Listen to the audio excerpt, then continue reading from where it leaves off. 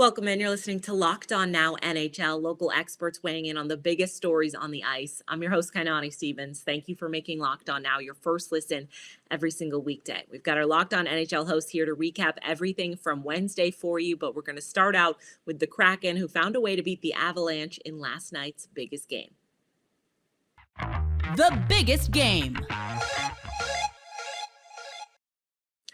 The Kraken pulled off a huge upset by beating the Avalanche last night, and Locked On Kraken tells you how Seattle was able to pull it off.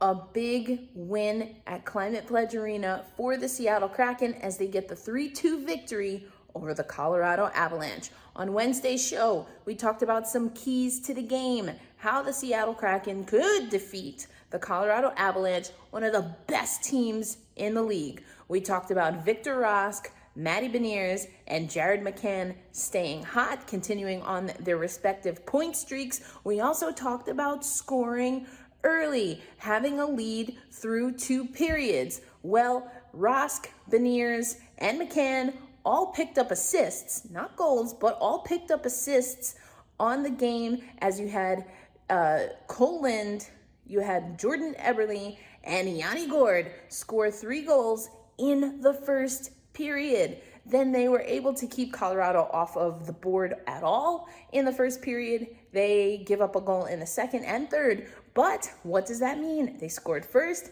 and they had the lead through the second period. All recipes, statistically speaking, to beat Colorado, and the Seattle Kraken got it done. We'll break down this and more coming up on Thursday's episode of Locked On Kraken. Colorado certainly hoping this loss is just a hiccup on the way to a deep playoff run, but Locked On Avalanche looks deeper to figure out if there's anything for the team that they need to worry about going forward. All right, so the Colorado Avalanche, not the way that they drew this one up, going into Seattle to face the Seattle Kraken, and they lose this one 3-2. Seattle got up early 3-0 with 3 goals in the first. And that was just a mountain too high to climb for the Avalanche. They gave it a good effort, but it just wasn't happening. It wasn't clicking for the Avalanche.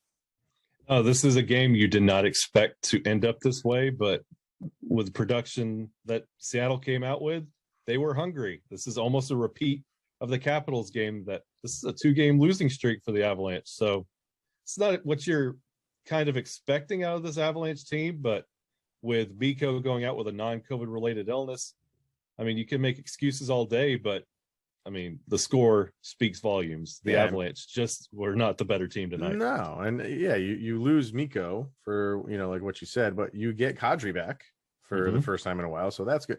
And it doesn't matter. Even if you lost Mikko and didn't have Kadri, you really should be beating this team, and it's not a loss you want to take at this point in the season. If you're going for that President's Trophy, which they are. This is I mean, it's a setback in terms of maybe where they stand in the standings in terms of the President's Cup or President's Trophy, excuse me. But, it leaves just a bad taste in your mouth because, you have a few games left to go. And this is a game that you were circling as a pretty much surefire win for the Avalanche. And it didn't happen. So you got to give credit to the Kraken. And for the Avalanche, maybe you can use the mantra of maybe this is a good thing. You just can't take any game lightly. So 3-2 loss for the Avs, and another game closer to. And they're trying to get to that 118 points to tie the franchise record, and then to beat it. And now they've lost 2 games in a row just to tie it. So if you're an Avalanche fan, you're just shaking your head. Just get this thing over with. Get this season, the regular season, over with, and let's get to the playoffs. The Dallas Stars are inching closer to clinching a playoff spot, but they will have to wait a little bit longer after falling to the Oilers in Edmonton last night.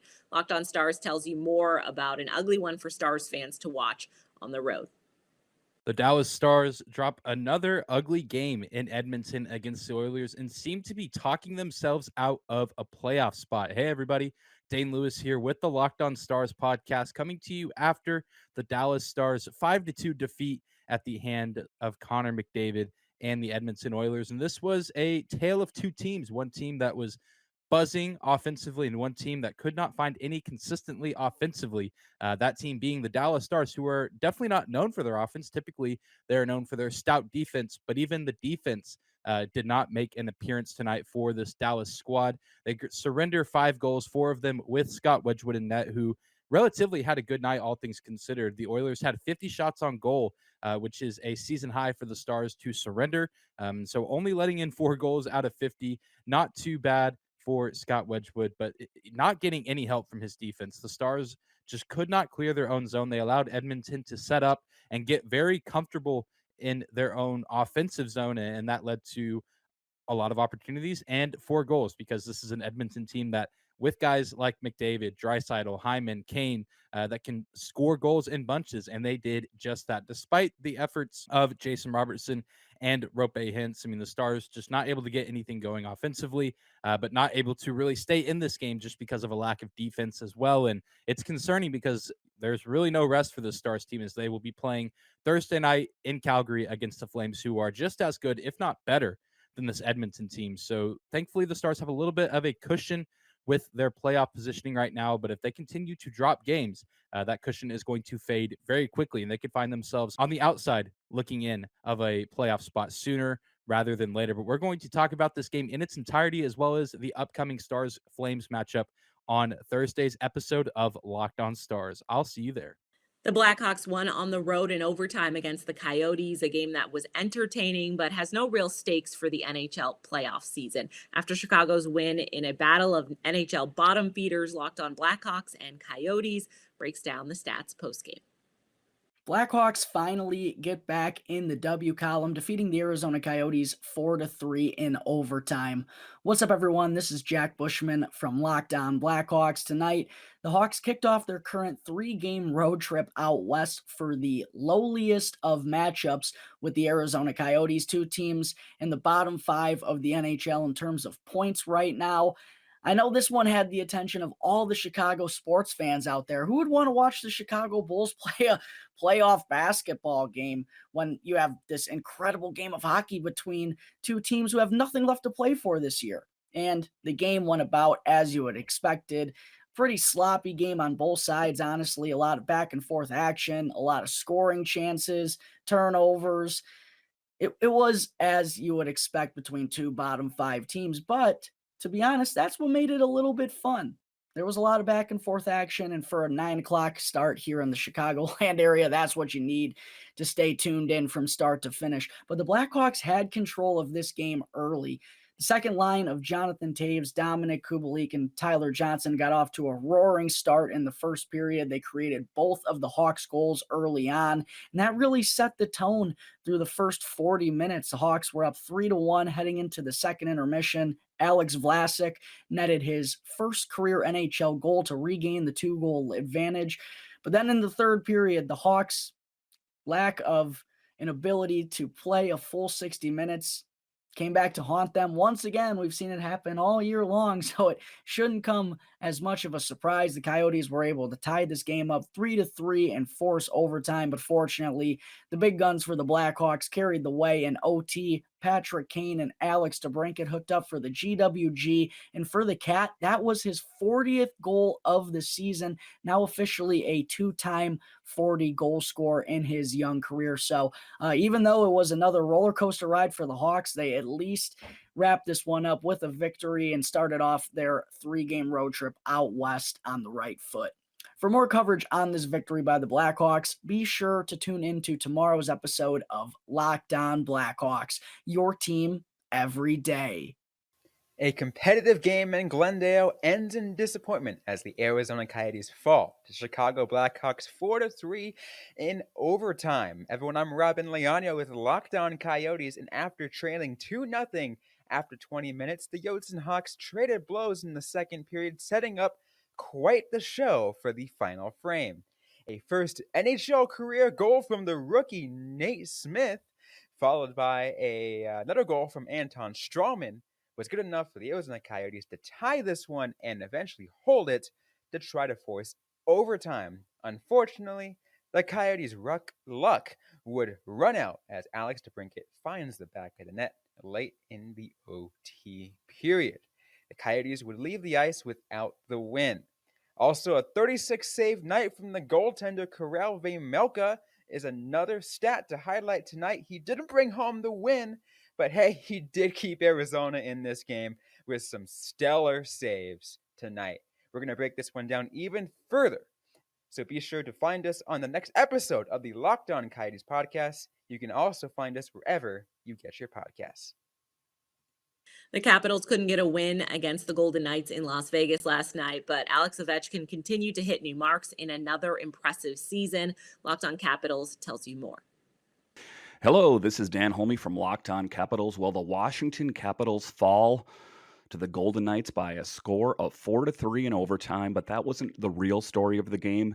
The real story of the game was Alex Ovechkin getting his 50th goal. Ovechkin's 50th goal of the season marked his 1,410th career point, 780 goals, 630 assists, moving him past Dale Hawerchuk for the 20th most points in NHL history. This is the 9th 50-goal season for Ovechkin, tying him with Mike Bossy and Wayne Gretzky for the most points. And it was a cool moment at T-Mobile Arena where there were chants of Ovi, Ovi, Ovi. So just getting wide respect across all of the NHL for his real accomplishments. And this is one of the things I've talked about in my podcast is it doesn't matter if you're a fan of the Capitals or who you're a fan of. Just remember where you are right now, that you were alive to see Alex Ovechkin and all the milestones he's peeling off. Because when it's all said and done on his career, he will be the greatest NHL player of all time. Just keep that in mind when you're watching him play. Whether you're a fan of the Capitals or not, this is truly a historic moment for Alex Ovechkin, the Washington Capitals, and the NHL at large. So just a really great moment for just being a hockey fan in general. The story of the game was goaltending and the Vegas Golden Knights fight. They weren't going to give up. They weren't going to play dead, even though they had a lot at stake at this one, and they were playing Washington Capitals team that was playing very well. They had some fight, and in the end, it was the Golden Knights fight that overcame the Washington Capitals. There was some soft goals allowed by Ilya Samsonov. So it was just a real special night. Other than the Capitals losing, it was a great night and a historic night for the Washington Capitals. Keep it locked on to Locked On Capitals, and I will keep you updated on all the news on your Washington Capitals, your team every day. That's going to do it for this edition of Locked On Now NHL. Thank you for making Locked On Now your first listen every weekday. Make sure you check out Locked On NHL and your team's Locked On podcast. I'm Kanani Stevens. This has been Locked On Now.